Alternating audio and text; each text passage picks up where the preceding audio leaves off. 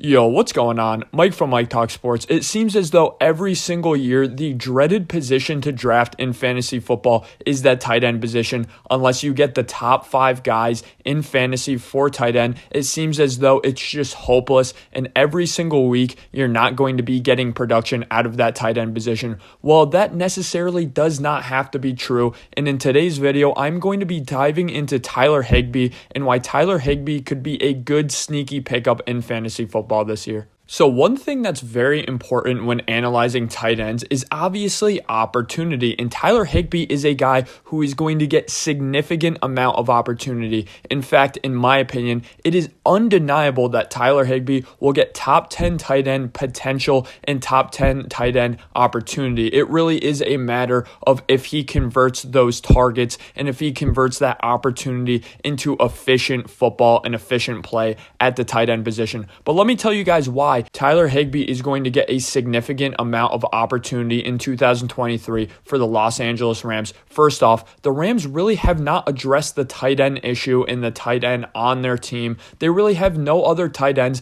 that are going to give Tyler Higbee a run. So he's safely going to be the tight end number 1 for the Los Angeles Rams this season. What else? Well, his metrics in terms of the opportunity were really good last year. Out of all tight ends last year in 2022, he was 4th in target shares. He was 6th in targets per route ran, and he was 9th in routes ran per pass play. Also, last year, he had a career high in targets with 108, and he had a career high in catches with 72, and he also had 620 yards and 3 touchdowns. Something I also really like is that Tyler Higbee was really good weeks 1 through week 6 last year of the fantasy football season, and this was predominantly when Matt Stafford not only was healthy, but was playing his better football of the season. But after Matt Stafford went out and there was some inconsistencies in this offense, Tyler Higbee did struggle to produce. He scored 7.3 points or less in 8 games between week 6 through 18, and he had that really good 30-point game performance in there as well that really dilutes it. So I completely get it. Tyler Higbee did not produce at a high level last year in the fantasy season despite having a significant amount of opportunity, but in my opinion, with Matt Stafford back, he should start to get the ball rolling and he should have more efficient games than he did last season. When you look at the personal aspect of it for Tyler, he's a 30-year-old in a contract season. So this year is going to be the year out of any year of his career to parlay a good season into a last final paycheck for Tyler. So this year, out of every year, it's going to be vital that he plays well. So per fantasypros.com, and fantasypros.com is a really good website. It basically combines the drafts of every single ESPN draft and every single Yahoo Sports draft and basically combines all of the data to give us a nice ADP and to give us a nice idea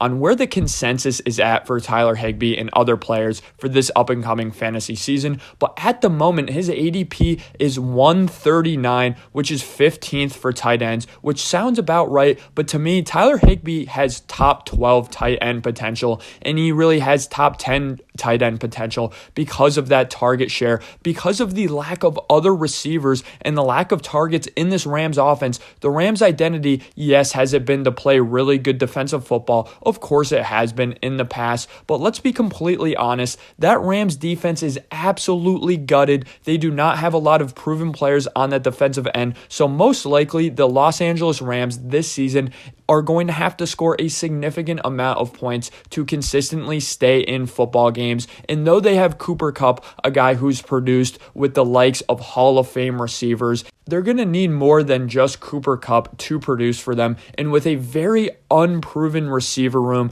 and a very shaky running back room, in my opinion, this really opens the door for Tyler Higbee to have a very good fantasy season. Now, for all you dynasty owners out there, I fully expect the Los Angeles Rams to be picking a tight end in the 2024 NFL draft. So in my opinion, I would wait until Tyler Higbee has a really nice couple of weeks in this fantasy season, which I do envision happening, then I would sell high on Tyler Higbee for a dynasty league. I really would try to move off of him by the end of the year. But for a regular fantasy football year with a 1-year draft, I really do like Tyler Higbee as a later sleeper pick. Now, I would try to get one of those top 10 tight ends or top 5 tight ends because they are going to outproduce Tyler Higbee at the end of the day. They're just better. They're more physically talented. Tyler Higbee is kind of that jack of all trades, master of none safety blanket out there for Matt Stafford in this Rams offense.